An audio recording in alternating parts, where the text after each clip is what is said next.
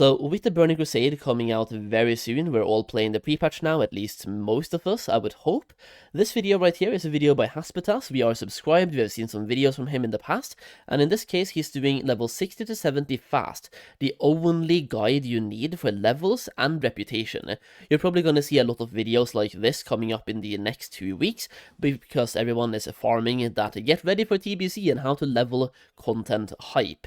So yeah, we're going to check this one out today, and as always there will be a link down below, and I'll post it to you guys as well after we have seen the video, okay?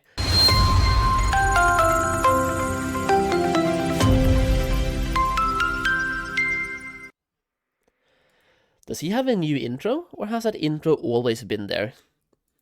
Hey guys, what's up, and welcome back. Have you thought about how you're going to level in a Burning Crusade? Are you going to take it slow and play along the lore, questing and exploring the what is that background music, bro? Let's go. Outlands, or are you going to straight for level 70, skipping everything on the way? Perhaps a combination of both?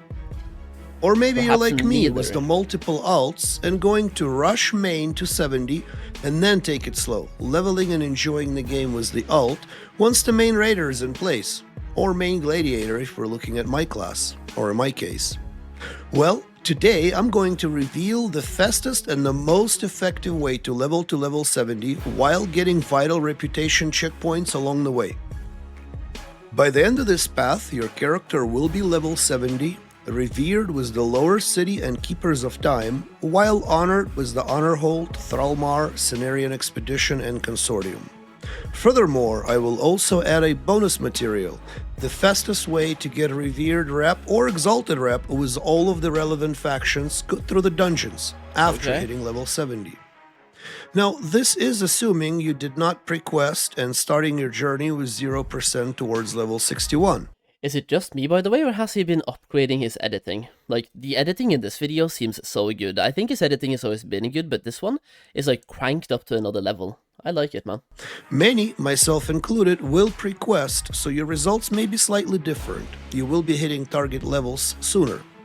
So without further ado, I bring to you the fastest and the most efficient leveling and reputation path of the Burning Crusade. So, as soon as you step through the portal, you will be in the Hellfire Peninsula.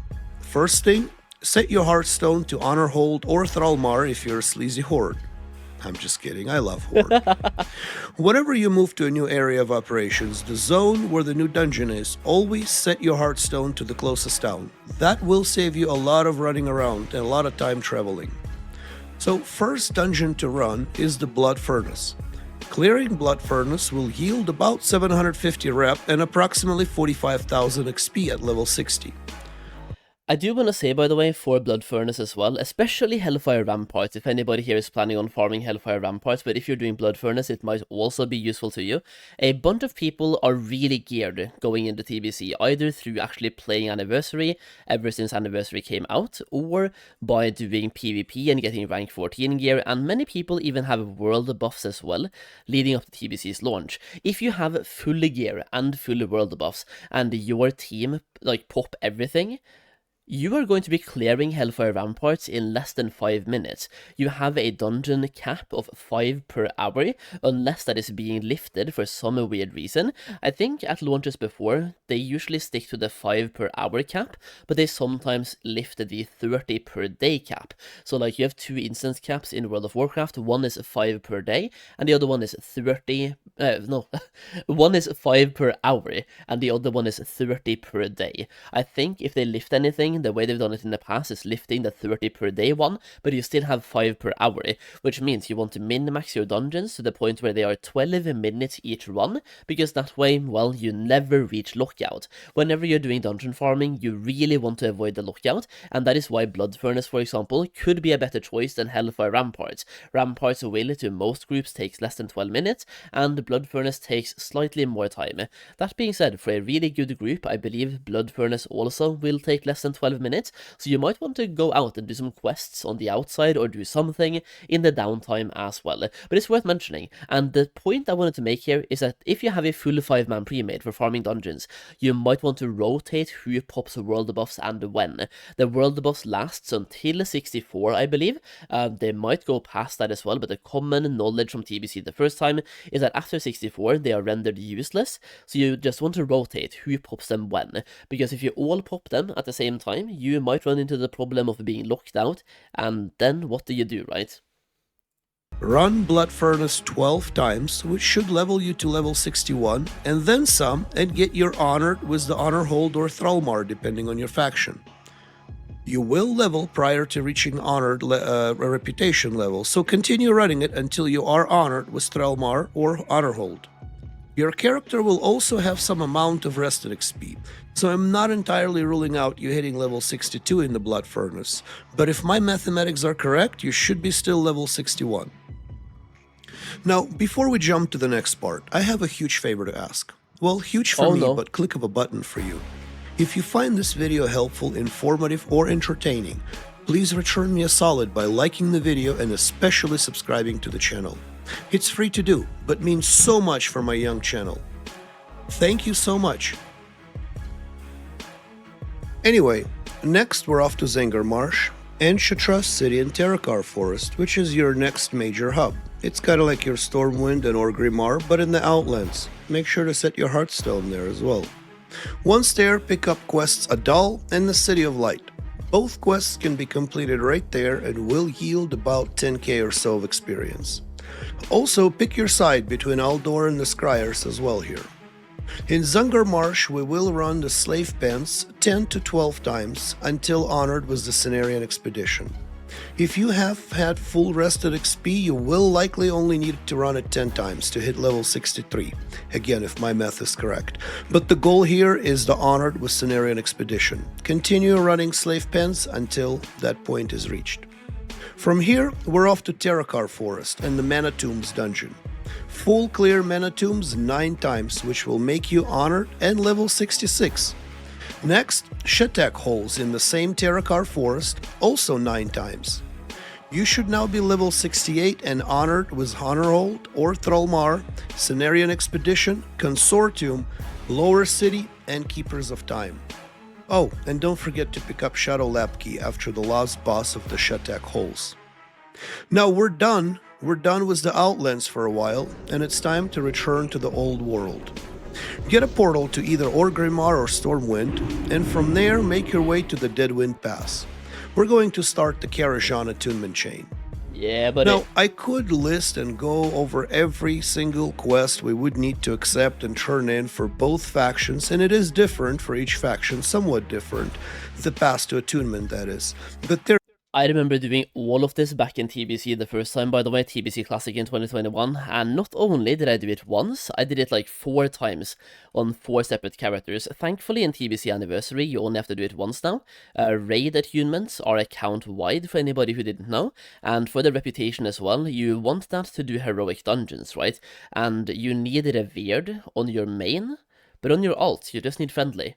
You get like an account-bound key that requires Friendly to use, so the reputation grind will be very different on alts, allowing you to farm gold while leveling, quest instead of farming dungeons. It just opens up more possibilities than focusing on rep all the time while you're leveling. Honestly, a massive quality of life change for alts in TBC Anniversary. I also feel like it makes sense because TBC Anniversary will very likely, based on Classic WoW Anniversary, be about 33% faster than TBC the first time, which means we spend less time in Outland, we have less time to do everything, and people have a lot of content they want to play.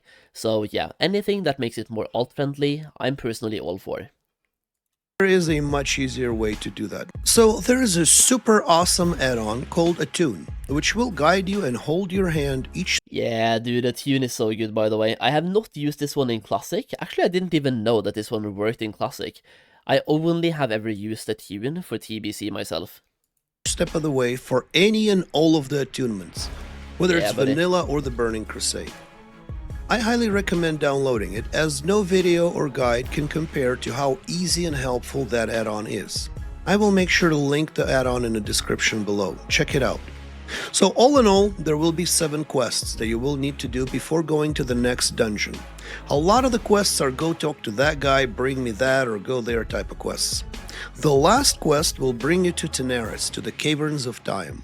Here, do the Old Hillsbrad dungeon once, completing the quest with the same name, and start running Black Morass until you are level 69 and, more importantly, revered with the Keepers of Time.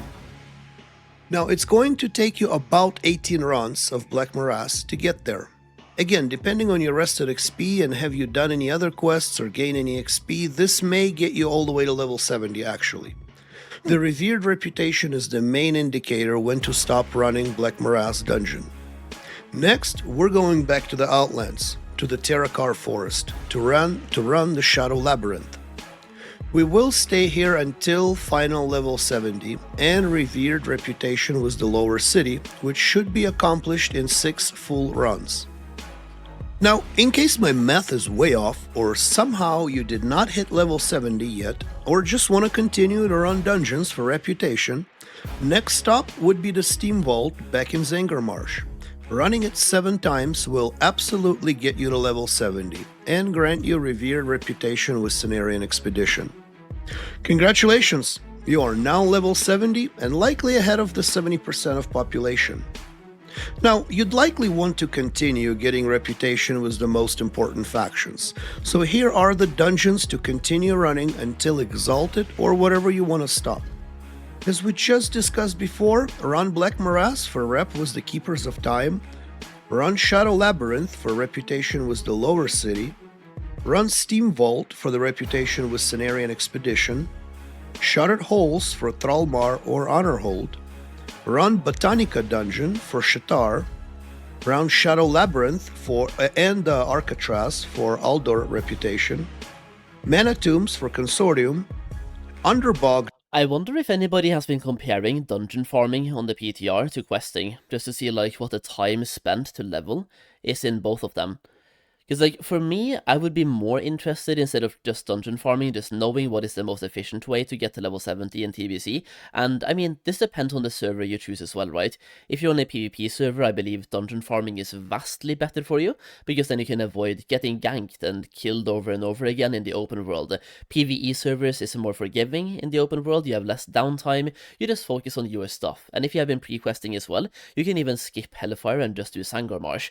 The only bad part about that is that you will be level 70 and very likely have 0 Honorhold or Thrallmar reputation, so then you have to go back and farm that, right? So everything has its pros and cons, but for me, like, how long is it going to take to level? I think back in the day, I did not get level 60 to 70 in one sitting. I stopped at 66 or 67. Like, honestly, leveling in TBC took a lot of time. I do have a way more knowledge now, so I can probably go longer, and my ultimate goal is to do 60 to 70 in one sitting.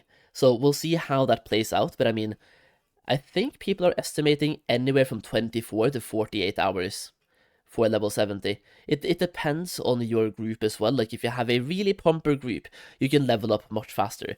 It's like, if you're dungeon farming, a bad group versus a good group, the difference here is massive, right? Dungeon for Sporgar reputation, and Magister Stera's dungeon for Shattered Sun offensive reputation. Well, what do you guys think? Did I miss or mix anything?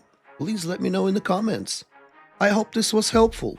Yeah. And as always, see you in the Outlands. Goodbye. Yeah, there we go. I will say, by the way, not sure if he watches my reactions to his videos, but like, based on watching this video and the other ones, I feel like the editing is going up, man. The editing has been improved quite a lot, and really on point as well. It's not over-edited, which is lovely. I mean, sometimes maybe, but like, if you add too many edits, you focus less on the video and you focus more on the edits. The point is just to make it look smooth and get the information across that you want to get across. And in this case, just a really quick overview of what you want to do while you're leveling in TBC. And with TBC like on the horizon now, just a couple of weeks away, more and more people are starting to ask. Like, I'm gonna link it, by the way. Just let me talk. I'm gonna link it, but I'm going to talk first. So now I kind of threw off my thought here. Yeah, a lot of people are going to be leveling in TBC in about 2 weeks' time. people are trying to find out, like, how should I level? Is it questing? Do I dungeon farm? I think from back in the day, dungeon farming has been, like, glorified a little bit, maybe? I mean, it's still relevant to the dungeon farm, but you're not really griefing if you're questing either. You can absolutely grief, right? Not grief, you can absolutely quest. That's what I did back in the day. I dungeon farmed minimally, and in TBC this time, my plan is to dungeon farm if I find a group, otherwise I'm questing. As of right now, I don't have a 5-man pre-made, so if I don't get any pre-mades, I'll probably just do dungeons whenever it makes sense, because if you're pugging, chances are you get into a bad dungeon group, and if you do that, you are probably better off just questing. So I'll probably just be streaming the entire thing, and if I find anybody who's like pretty good at the game and doing a dungeon, I will absolutely join. The basic plan for me is to do every dungeon once with quests, and otherwise just keep questing in the open world. The bonuses of dungeon farming all the way is, number one, it's mindless. You don't have to focus on questing, you don't need rested XP, you just go into a dungeon, kill some mobs, get some loot, and you just press W the entire way, and you don't have to think too much, you're farming mobs and getting experience from it, and you're getting reputation while doing so. And another benefit is that at level 70, you can go back and do the quests and get massive gold. I did check this out recently, and if you quest while leveling, you get about 1,500 gold.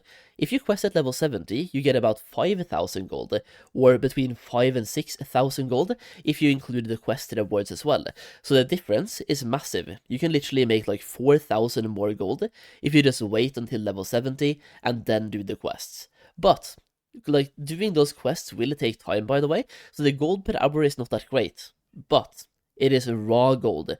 You don't have to worry about mob competition, well, other than questing, right? But you don't have to worry about the auction house, selling stuff. You just do a quest, get raw gold from it, and if you have enchanting, you can disenchant the quest rewards as well. That being said, this was a good video. I say that every time, by the way, but I mean, it was a good video. What can I say? It was not bad, so it was good. Yeah. I enjoyed it. I will give you guys the link. Please go and subscribe if you haven't yet. He makes a bunch of good TBC content. So go subscribe, give it a like, give me 2 seconds.